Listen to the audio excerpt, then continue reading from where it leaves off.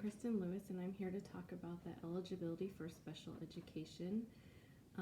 The referral process starts when a teacher or a parent feels that their student is falling behind, and they can refer them to see if they can get tested. But usually the process starts for our school district as an SST, student study team. That's where the teacher, the parent, and usually the case manager, special education teacher come together and try interventions before they can determine if a student qualifies to be tested.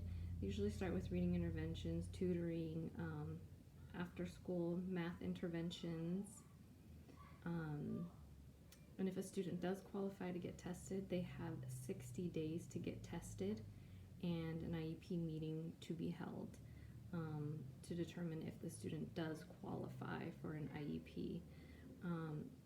The role of the general education teacher and special education teacher come together and see what they can help the student with. We have Tier 1 in our school where they have the interventions in class reading. The second would be pull out, where they have reading intervention or math tutoring.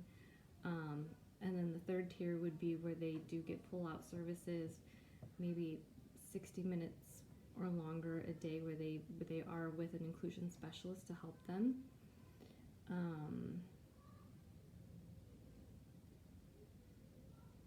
The importance of understanding typical development is to determine whether a child is developmentally on track and where they should be in their, whether it's reading, math, writing.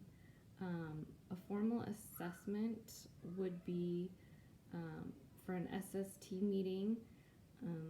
A formal assessment that I refer to from the special education teacher that I work with, she uses the Woodcock-Johnson test to help determine if a student does qualify for special education, and an informal